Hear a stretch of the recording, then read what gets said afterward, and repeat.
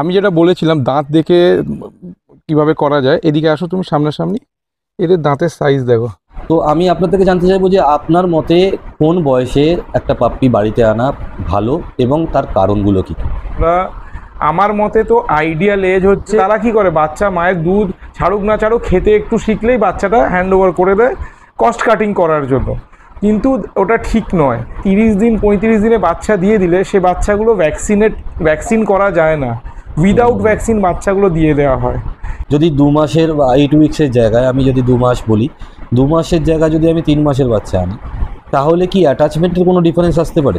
মানে আমি নামও জানি তাদের, বাচ্চা জন্মানোর পর মায়ের গায়ে দুধও খেতে দেয় না। কি অজুহাতটা কি রে? তাকে যদি কেউ 30 দিনের বাচ্চা 50 দিন বলে দেয়, বা কেউ 60 দিনও বলে দিল যে চলুন আমি 2 মাসেই রেখেছি বাচ্চাটাকে, তো সে আইডেন্টিফাই করবে কি করে? কারণ ল্যাব্রাডর আর গোল্ডেন রিট্রিভার বডি ওয়েট দিয়ে আপনি বুঝে যাবেন কেন হচ্ছে। হ্যাঁ, এবার আন্ডার ফেড হলো, আপনি দেখছেন হেলদি। ল্যাব বা গোল্ডেনের একটা কমন ক্যালকুলেশন আপনাদের বলে দিই।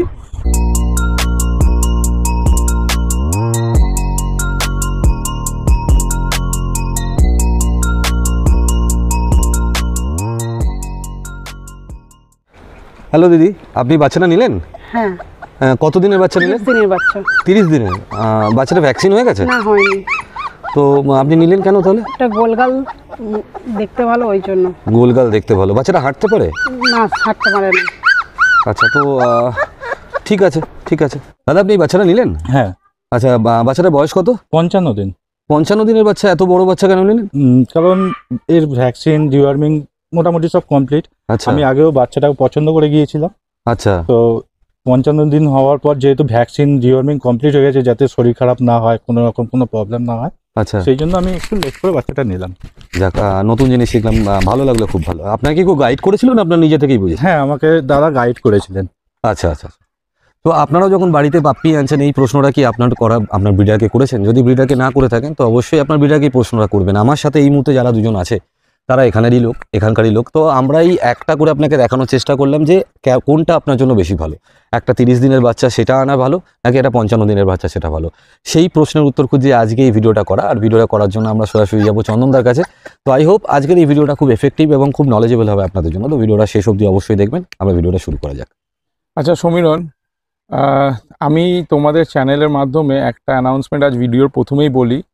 আপকামিং প্রচুর ব্রিডার আছে যারা আমার সঙ্গে যোগাযোগ করে, বাট যে কোনো কারণেই হয়তো তারা সামর্থ্য করে বাচ্চা কিনতে পারে না ভালো পেডিগ্রিড, লাস্টে গিয়ে তারা সস্তায় বাচ্চা কেনে। তো আমি এবারে একটা পাপি গিভঅ্যাওয়ে করব। পুরোপুরি গিভঅ্যাওয়ে বলবো না, আমার যেটুকুন বেসিক কস্ট, খাওয়া দাওয়া, ভ্যাকসিনেশন, মেনটেনেন্সের জন্য আমার কাছে 3 মাসের বাচ্চা 3খানা রয়েছে ফিমেল। তো তাদের মধ্যে তার বাবা ইম্পোর্ট ডগ, আমি নিজে একটা রাখবো, আর আমি আমাদের একটা বাচ্চা গিভঅ্যাওয়ে করব। ঠিক আছে, বেসিক কস্টটুকু আমি পেয়ে গেলে দিয়ে দেবো। অবশ্যই আমি যাচাই করে নেবো যাকে দেব সে কতটা মানে মনের দিক থেকে এথিক্যাল, সে ফিউচারটা হয়তো প্ল্যান করছে একটা ব্রিডার হিসাবে এগোবে, কিন্তু সাময়িক নিতে পারছে না, এবং যাতে সে অল্প পয়সায় করবার ইচ্ছেতে ভুল কিছু না নিয়ে ফেলে, আমি একটা দেব। আর আমি এটাও একটা অ্যানাউন্স করছি, তুমি তো গুড কজের জন্য অনেক কিছু করো, যেটুকু আমার মেনটেনেন্সের টাকা পাবো সেটাও আমি তোমাদের ওয়েলফেয়ারের হিসাবে দেবো। Thank you. আমার সঙ্গে যোগাযোগ করলে কিন্তু আমি যাচাই করব, আমি স্যাটিসফাইড হলেই তবে দেবো। এইরকম না যে কেউ 10 জন এসে গেল আমি দিয়ে দিলাম রামশ্যাম যদু মধু, কাউকে না।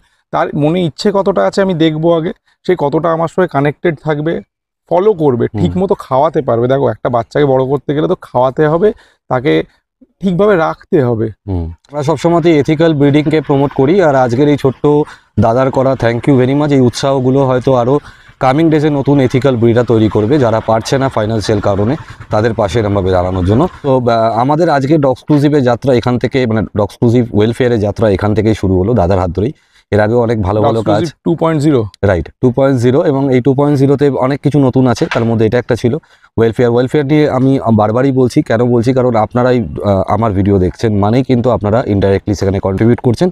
এছাড়াও যদি মনে হয় কোথাও আপনারা ডাইরেক্টলি কন্ট্রিবিউট করতে চাইছেন বা কোনো রকমভাবে পাশে দাঁড়াতে পারবেন ডগক্লুসিভ ওয়েলফেয়ারে, তো আপনারা দাঁড়াতে পারেন। ইন ডিটেলসটা পরে অন্য ভিডিওতে, ডেডিকেটেড একটি ভিডিওতে শেয়ার। আমি সব রিভিউয়ারদের একটাই রিকোয়েস্ট করবো, আমরা যেরকম পেডিগ্রিড বাচ্চা পুষছি বাড়িতে, আমাদের কিন্তু রাস্তাতে প্রচুর ডগস অ্যান্ড ক্যাটস আছে যারা যত্ন পায় না। যদি পারেন একটা বাচ্চা সেখান থেকে নিয়ে পুষুন, আপনাকে যে ল্যাব বা গোল্ডেন বা ডোবারম্যান পুষতে হবে এরকম কোনো মানে নেই। তাদের একটা বাচ্চাকেও যদি কেউ অ্যাডপ্ট করেন সেটা অনেক ভালো হবে। আর না পারলে অ্যাটলিস্ট ওদেরকে একটু খেতে দেওয়া, যদি পারেন একটু কৃমির ওষুধ, একটু অন্তত অ্যান্টি র্যাবিস ভ্যাকসিন করিয়ে দেওয়ার ব্যবস্থা করুন। যদি কারো এরকম করতে চান আমার সঙ্গে যোগাযোগ করবেন, আমি যতটা নমিনাল কস্টে জিনিসটা ভ্যাকসিন করিয়ে দেওয়ার ব্যবস্থা বা খাবার যদি আমি কোথাও থেকে সস্তায় কোনো কোম্পানির সঙ্গে কথা বলে করে দিতে পারি, আমি সেগুলো হেল্প করি এবং করব।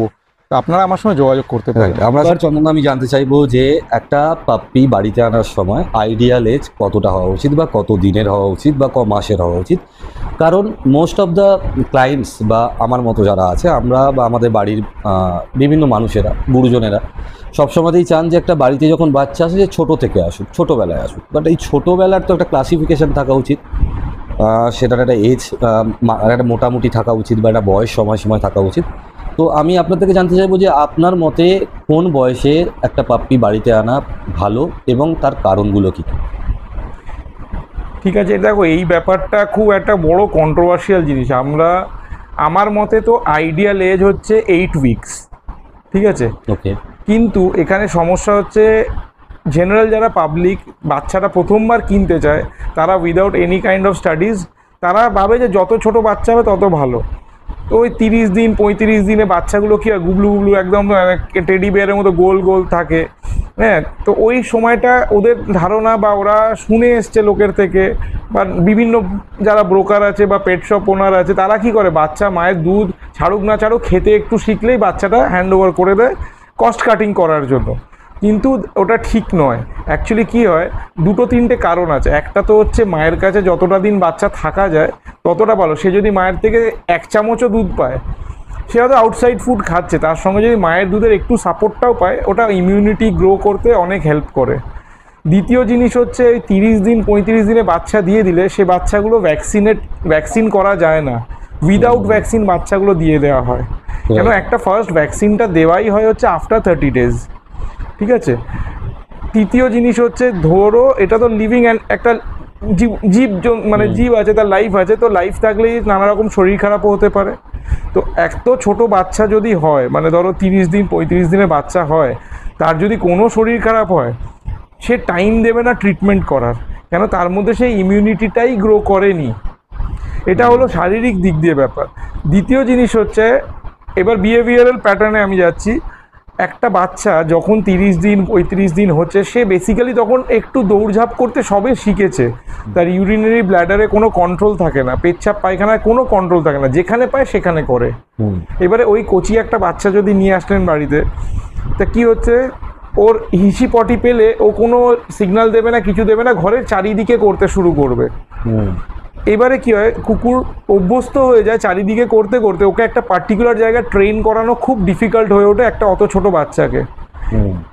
এবার যদি আমি উল্টো দিকে ভাবি যে একটু বাচ্চা যখন বড় হয়ে গেছে, তাহলে ইমিউনিটি ব্যাপারটা এসে যায়, 2টো ভ্যাকসিনও হয়ে যায় মোটামুটি, তাহলে বাচ্চার যদি কোনো কারণে শরীর খারাপ হয় তাকে রিকভার মানে তাকে ট্রিটমেন্ট করার টাইম পাওয়া যায় এবং তার রিকভার হওয়ার চান্সেসটাও বেড়ে যায়, বাচ্চার ব্লাডারে কন্ট্রোল এসে যায়। আপনি ধরুন নতুন পুষছেন কুকুরটা, এবার সেটা যদি প্রথমে বাড়িতে, ওই দেখুন আমাদের হিন্দু বাড়ি বা যে কোনো বাড়িতে কোনো ঠাকুর এরিয়া, এই এরিয়া ওই এরিয়া ডিমার্কেট করা আছে, বাচ্চা তো সেগুলো বুঝবে না, এদিক ওদিকে হিসু করতে করতে কী হয়, বাড়ির কোনো এক মেম্বারের হয়তো তার ওপর রাগ জন্মাতে শুরু করলো, এটা কন্ট্রোল করা যাচ্ছে না।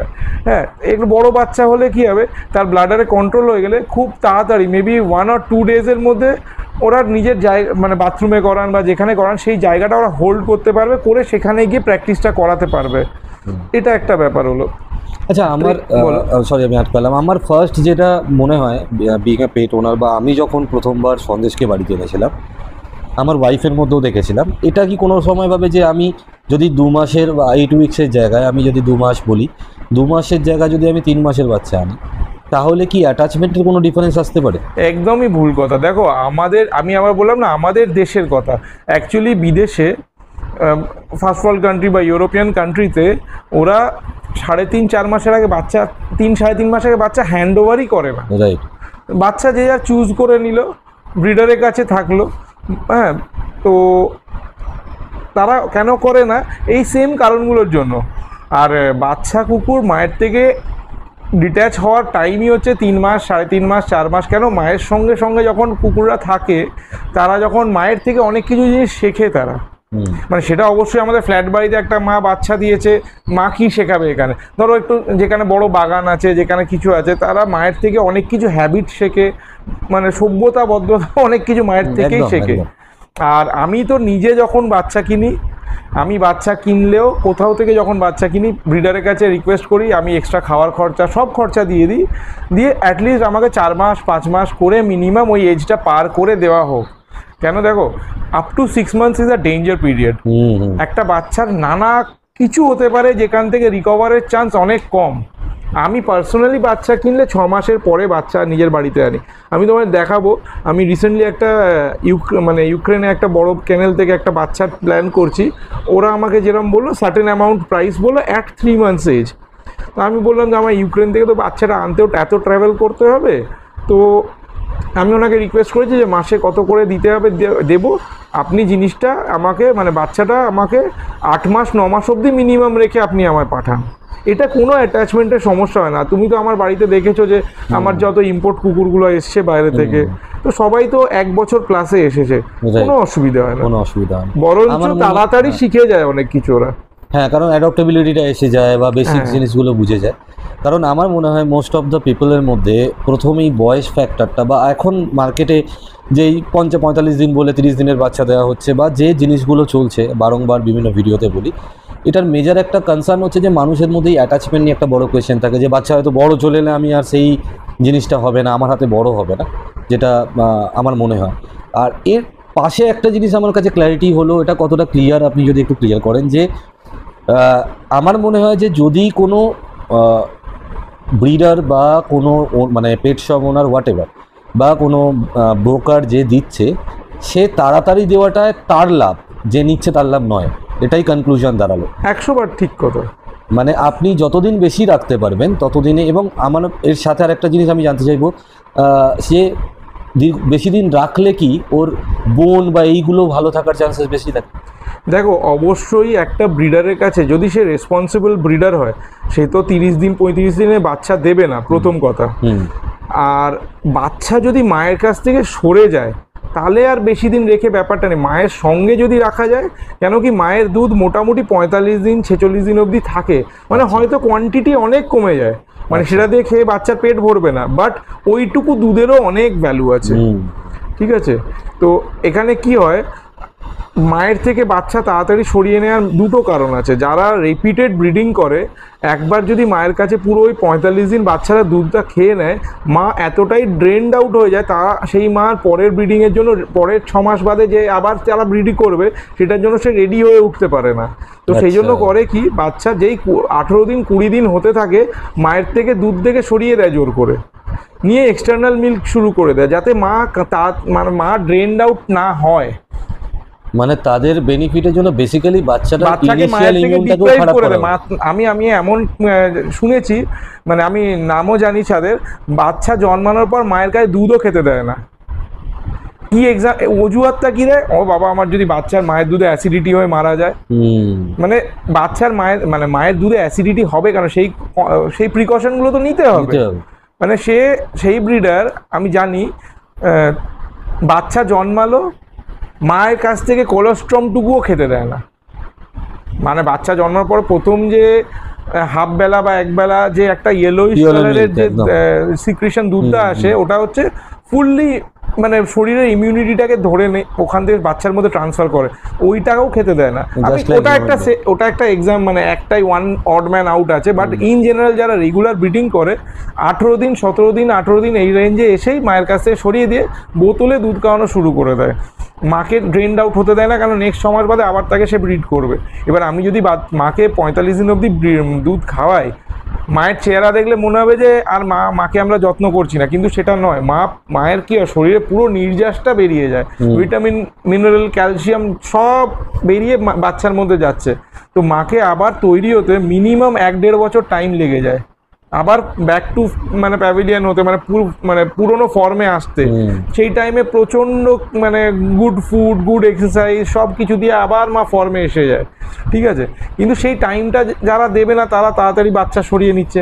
মানে এখানে আরেকটা বলে আমি তোমায় একটু স্টপ করলাম, হ্যাঁ বাচ্চা যদি বেশি দিন রাখতে হয় তাহলে বেশিবার ডিওয়ার্মিং করতে হবে, বেশি ভ্যাকসিন দিতে হবে। এবার এক একটা ভ্যাকসিন ধরো 800-900 টাকা করে দাম। যে ধরো ওই আমি তো দেখছি এখন ইউটিউবে যে ধরো 10,000 টাকায় বাচ্চা বেচছে, 12,000 টাকায় বাচ্চা যায়, 900 টাকা করে ভ্যাকসিনের দাম। দুটো ভ্যাকসিন সে দেবেই না তো, ঠিক আছে?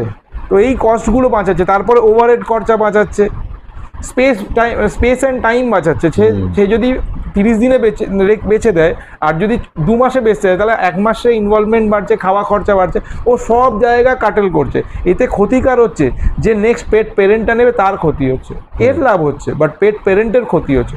আমি রিসেন্ট এক্সাম্পল বলছি, একটি মেয়ে এসেছিলো আমার কাছে বাচ্চা নিতে, বাচ্চা দেখলো, তার পছন্দ হলো, সে বাড়ি গিয়ে আমাকে জানালো তার বাবা বলেছে না একদম ছোট বাচ্চা নিতে হবে। আমি বললাম যে তোমার বাবার সঙ্গে কথা বলিও, কেন আমার মনে হয় ওনার মাথায় কোনো ভুল মানে ইনফরমেশন ঢুকে রয়েছে।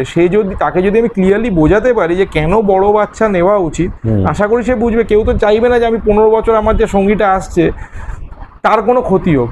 লোকের মধ্যে অ্যাওয়ারনেসটাই নেই যে বাচ্চা একটু বড় করে নেওয়া হোক। তো এখান থেকে এটা কনক্লুশনে তো আসা যায় চন্দ্র, যে এখানেই কমার্শিয়াল ব্রিডিং এবং এথিক্যাল ব্রিডিংয়ে, যেটা নিয়ে আমি বারবার সমস্ত ভিডিওতে বলি, যে কোনো ব্রিডারে যে আপনি বললেন যে 6 মাসে তাকে আবার রেডি করার জন্য বাচ্চাকে সরিয়ে দেয়, এতে দুটো জিনিস, একটা হচ্ছে বাচ্চার যে ইমিউনিটি ছোটোবেলা থেকে, সেটা জাস্ট লাইক হিউম্যান বিং, আমাদের ক্ষেত্রেও যদি হয় বাচ্চার ইমিউনিটি ছোটোবেলা থেকে খারাপ হয়ে যায়। তো শুধু বাচ্চার ইমিউনিটি তো খারাপ হয়, সাথে কিন্তু সেই মা যার সাথে এরকম করা হলো তাকে আবার 6 মাসে তার ব্রিডিং করার জন্য রেডি করা হয়। তো সেই জন্য আমি বারবার সবাইকে আপনাদেরকে বলছি যে আপনি যাকে ব্রিডার চুজ করছেন বা যার থেকে নিচ্ছেন, ডেফিনেটলি তার সম্পর্কে আগে খবর নিন। অনেক ভালো ব্রিডার আছে যারা তাদের কাজটাকে খুব দায়িত্ব নিয়ে করে। প্রাইসে যাওয়া এবং প্রাইস ওয়াইজ যখনই আপনি যাচ্ছেন, আমি বলছি পুঁজি যদি আপনার তাকে কেনার জন্য না থাকে, ইন ফিউচার তাকে রাখা এবং মেনটেন্যান্সের জন্য থাকবে না।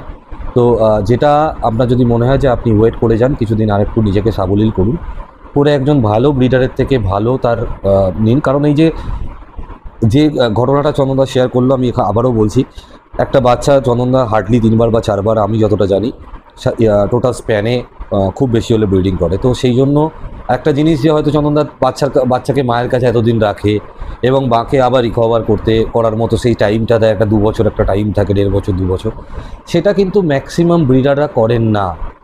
আর একটা জিনিস এখানে চন্দনদা একটু অ্যাড করতে বলবো যে জেনেটিক্যাল ইস্যু বা এই সব ইস্যু কতটা কারণ হতে পারে যে আগে বাচ্চা দিয়ে দাও, তাহলে কেউ বুঝতে পারবে না, কেউ ধরতে পারবে না।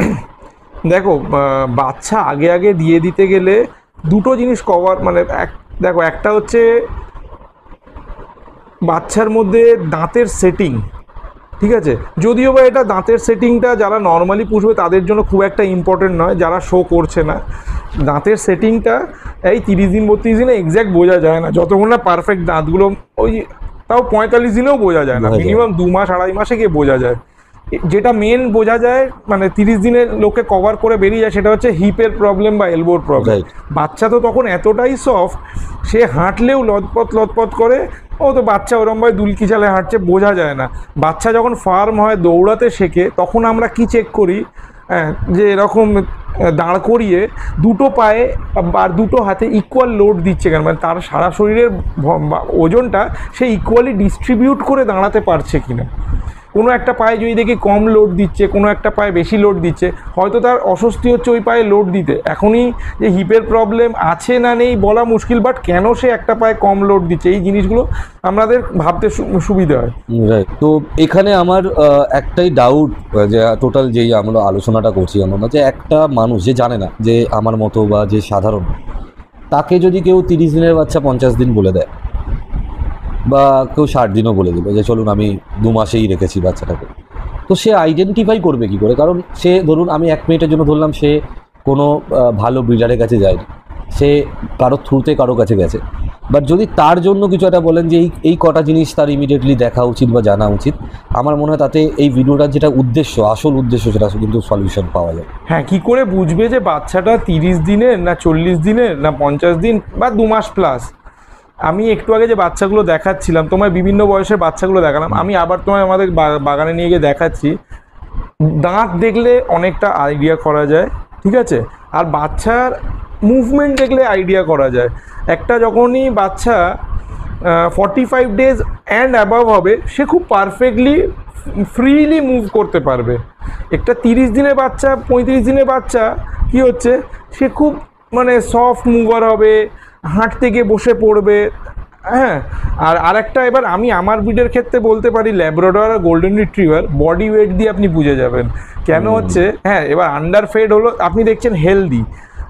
ল্যাব বা গোল্ডেনের একটা কমন ক্যালকুলেশন আপনাদের বলে দিই, নাম্বার অফ উইকস ইন্টু 700 গ্রাম, এটা হচ্ছে আইডিয়াল একটা ওয়েট। কিন্তু এই আইডিয়াল ওয়েটের ডিফারেন্স আপনি এবার আইডিয়ালি তো সব কিছু হয় না, আপনি 600 থেকে 800 রেঞ্জটা ধরে রাখুন। আচ্ছা, মানে কম হলে 600। যদি আমায় বললো যে এটা 45 দিনের বাচ্চা, তার মানে 45 দিন মানে 6.5 সপ্তাহ। 6.5 সপ্তাহ ইন্টু 700 ওজন মানে গুণ করুন, 4.5 কিলো রাফলি। 4.5 কিলো রাফলি। এবার দেখা যাচ্ছে বাচ্চাটা 3 কিলো। 3 কিলো মানে এবার ধরুন 3 কিলো মানে এবার 7 দিয়ে ভাগ করে দিন, কত হচ্ছে? 700 দিয়ে ভাগ করুন, 4 সপ্তাহ, তার মানে ওই 30 দিনের বাচ্চা। আচ্ছা, এটা ল্যাব আর গোল্ডেনের ক্ষেত্রে বলতে পারবো, কেন আমি অন্য ব্রিডের কোন বয়সে কত ওজন হয় সেটা আমার জানা নেই, আমি সেই জন্য বলতে পারবো না। বাট ল্যাব আর গোল্ডেনে একদম এটা খুব সিম্পল ক্যালকুলেশন, বডি ওয়েট করুন। হ্যাঁ, এবার দেখা যাচ্ছে আন্ডার ফেড বাচ্চা, এগুলো বলছি যারা ওয়েল ফেড। আন্ডার ফেড আর একটা জিনিস যেটা হয়, বাচ্চাকে না কখনো দেখে চোখের দেখায় যে মোটা রোগা ওই যাচাই করবেন না। অনেক সময় বাচ্চা মানে হাড়ের ওজন থাকে, ঠিক আছে? আমরা সবসময় বাচ্চা চেষ্টা করি ফুটবলের মতো গোল তৈরি না করতে। এই আর যেখানে দেখবেন বাচ্চা একদম চোখ ঢেকে যাচ্ছে, মোটা সোটা, খুব মোটা বাচ্চা, সেই বাচ্চা থেকে সরে দাঁড়াবেন। কেন হচ্ছে, এগুলো অ্যাট্রাকশন করানোর জন্য বাচ্চাগুলোকে ফোলানো হয়। আচ্ছা, খাবারের মাধ্যমে এমন কিছু খাবার দেওয়া হয় যাতে বাচ্চা খুব তাড়াতাড়ি ফুলে যায়। যেই সব ব্রিডারে দেখবেন আপনি বলছে সেরেল্যাক খাওয়াতে, সেরেল্যাক একদম ডগের জন্য সাজেস্টেড নয়। প্রচুর বাচ্চা দেখবেন সেরেল্যাক খাওয়াতে বলে, সেরেল্যাকের মধ্যে ল্যাকটোজ আছে। ল্যাকটোজ থাকলে সেটা যখন তখন পেট খারাপ করতে পারে। লোকে আদিকাল থেকে সেরেল্যাক খাইয়ে আসছে, কিন্তু এখন মডার্ন ট্রিটমেন্ট, মডার্ন ডেতে ডাক্তাররাও সাজেস্ট করছে যে সেরেল্যাক খাওয়াবেন না। যে ব্রিডার সেরেল্যাক খাওয়ালে বাচ্চা একদম ফুটবলের মতো মোটা হয়। লোকে দেখবেন কেউ বলবে দুধের সঙ্গে সেরেল্যাক গুলে খাওয়াতে, কখনো বলবে আমুল স্প্রের সাথে সেরেল্যাক গুলে খাওয়াতে, সেইখানেই জানবেন বাচ্চা মোটা করা হচ্ছে। কারণ আমি যে আপনাকে আইডিয়ালি ওয়েটের একটা চার্ট বললাম, ধরুন একটা ল্যাব্রাডর আমার ওই 42 দিন মানে 6 সপ্তাহে হওয়া উচিত 4 কিলো 200। সেই 4 কিলো 200 জায়গায় বাচ্চাটাকে আমি ফুলিয়েছি বাচ্চাটাকে অ্যাট্রাকটিভ করার জন্য, সেটা ধরুন হয়ে গেল 6 কিলো। ওভারওয়েট লোকেদের তো যারা নতুন নেবে তার কাছে তো ওটা একদম লোভনীয় হয়ে যাবে, বাপ রে বাপ কি সুন্দর দেখতে, কি কিউট, চোখ ঢেকে যাচ্ছে, ভাল্লুকের মতো মুখ ফুলে রয়েছে। কিন্তু আপনি এটা চিন্তা করুন, যার আইডিয়াল ওয়েট হওয়ার কথা 4 কিলো, সে যদি 6 কিলো হয়ে যায়, 2 কিলো বেশি, তার মানে 50% লোড বেশি। এই লোডটা কোথা দিয়ে যাবে? শরীরের 4টে জয়েন্টের ওপর যাবে, যেখানে খুঁটির ওপর, এলবো অ্যান্ড হিপ। যেই হিপটা 4 কিলোকে ভাগ করুন, 1 কিলো 1 কিলো 1 কিলো করে ভাগ হওয়ার কথা, সেখানে সে যদি 1 কিলোর ওপর 1 কিলো 250 করে পায়, এক্সট্রা লোডটা সে 50% লোড যে ক্যারি করছে, তাহলে তো জয়েন্ট ড্যামেজ হবে ওভার লং রান। ঠিক, আপনি যেটা আমার হাতের জয়েন্ট যতটা ক্ষমতা, তার ওভারলোডিং দিলে আমার জয়েন্ট তো ঘষবেই, আমার জয়েন্টের ড্যামেজ হবে। আপনি সেটা প্রথম বয়সে বুঝবেন না, এটা বুঝবেন গিয়ে 8 মাস 9 মাস 10 মাসে যখন বাচ্চাটা পৌঁছচ্ছে, তখন দেখবেন যে পায়ের প্রবলেম। আপনি নয় তখন ডাক্তাররা খুব স্ট্রেট ফরওয়ার্ড, আমি ডাক্তারদের এটা দোষ দিয়েই বলছি, ডাক্তাররা কিছু হলে ব্রিডারকে ধরুন। অনেক সময় এই যে ওভারওয়েট রাখতে রাখতে রাখতে বাচ্চার ড্যামেজ হচ্ছে, এটা ল্যাক অফ নলেজের জন্য হচ্ছে। তারপরে কি আমাদের সবার বাড়িতে মোজাইক বা টাইলস, ওভারওয়েট থাকার জন্য যে একবার ধরুন পা স্ট্রেচ করে পড়লো, যে চোটটা লাগলো সেটা অনেক বেশি ইম্প্যাক্ট করবে একটা নর্মাল ওয়েট বা 10% আন্ডার ওয়েট থাকলেও কোনো ক্ষতি নেই একদম। তো মোটা বাচ্চার দিকে যাবেন না। আর বাচ্চা ওই 30 দিন 35 দিনে গুবলু আছে, ওটা অ্যাভয়েড করুন। 2টো ভ্যাকসিন কমপ্লিট করান, একটা ভ্যাকসিন একটা বুস্টার, তারপরে বাচ্চাটা নিন। এটাই আমার বলার কথা। আমি এই ভিডিওটার পরে আরেকবার যাবে বাইরে, দাঁত দেখেও বোঝা যায়, বাচ্চার দাঁতের স্ট্রাকচার দেখে। 33 34 এইরকম রেঞ্জের বাচ্চা আছে আমার কাছে, যেটা ওর দাঁত দেখিয়ে দেবো। আর যখন অ্যারাউন্ড 2 মাসের কাছাকাছি যায় বাচ্চা, তার দাঁত দেখাবো। আবার আমার কাছে 3 মাসের যে বাচ্চাগুলো আছে ওদের দাঁত দেখাবো। তাহলে তুমি দাঁতের স্ট্রাকচার দিয়েও বুঝতে পারবে আমি যেটা বলেছিলাম দাঁত দেখে কিভাবে করা যায়, এদিকে আসো তুমি সামনাসামনি, এদের দাঁতের সাইজ দেখো, দাঁড়াবে এটা আস্তে আস্তে, দাঁতের সাইজ দেখো, এখনো মাড়ির দাঁত ওঠেনি, মাড়ির দাঁত ওঠেনি, 30 দিন বয়সে মাড়ির দাঁত ওঠেনি, মানে কষের দাঁত, মাড়ির দাঁত বলে কষের দাঁত ওঠে, খালি সামনেটা উঠেছে। আমি এবার একটা 55 দিনের বাচ্চা দেখাচ্ছি, ডিফারেন্সটা বুঝতে পারা যাবে। সাইজে তো অবভিয়াসলি বোঝাই যাচ্ছে, ডেফিনেটলি আছে, হ্যাঁ। সাইজে বোঝাই যাচ্ছে। এর দেখো দাঁতের সাইজ দেখো, দাঁড়াবে এটা, এ দেখো এর কষে দাঁত উঠতে শুরু করে গেছে, এই যে দেখো, দেখতে পাচ্ছ হ্যাঁ, হ্যাঁ, কষে দাঁত উঠছে। হ্যাঁ, হ্যাঁ। তো এই কষের দাঁতটা ওঠা শুরু হয় মোটামুটি 45 ডেজের পর থেকে। যদি কোনো বাচ্চা আপনাকে বড় বাচ্চা বলে দেয় বাট ছোট মনে হচ্ছে, কষের দাঁত চেক করবেন। তো আশা করি আমাদের আলোচনাতে আপনারা অনেকটা বেশি ক্ল্যারিটি পেয়েছেন। আর এর সাথে একটা জিনিস একটু শেয়ার করবো, যে আমাদের ভিডিও যদি আপনাদের কাজে লাগে তো খুব তাড়াতাড়ি ডগ এক্সক্লুসিভ ওয়েলফেয়ার আসছে, সেখানে আপনারা এগিয়ে আসতে পারেন রাস্তার বাচ্চাগুলো এবং যে বাচ্চাগুলো খেতে পাচ্ছে না, ট্রিটমেন্ট পাচ্ছে না তাদের জন্য। তাই নিয়ে একটা সেপারেট ভিডিও ডেফিনেটলি পরে আমি করব, সেখানে পুরো ডিটেলসটা আপনাদেরকে জানাবো। আপনাদের ছোট ছোট পদক্ষেপ কিন্তু ওদের অনেকটা ভালো লাইফ দিতে পারে। ডগ এক্সক্লুসিভের ভিডিও যদি আপনারা দেখছেন, তার মানে কিন্তু অলরেডি আপনারা ওদের সাহায্য করছেন, কারণ ওয়েলফেয়ার নিয়ে যখন আমি গোটা ডিটেলসটা আপনাদের বলবো, টোটাল প্ল্যানটা বলবো, আপনি বুঝতে পারবেন ভিডিও দেখা মানেও কিন্তু আপনি ততটাই কন্ট্রিবিউট করছেন। তো টিল দেন আপনারা ডেফিনেটলি ভিডিওটা নিচে জানাবেন এখান থেকে যদি এই ভিডিওটা আপনাদের কোনো কাজে লাগলো এবং আপনাদের রিয়েল লাইফে আপনাদের বাচ্চা সিলেকশনের সময় কাজে আসছে। আর এইভাবেই দেখতে থাকুন ভিডিও, লাইক করুন, শেয়ার করুন। আর ভিডিওটা দেখেন আপনারা লাইক শেয়ারটা করেন না, তো কাইন্ডলি করে দেবেন। টিল দেন ভালো থাকুন, সুস্থ থাকুন বলে ভিডিওটা এখানে শেষ করলাম।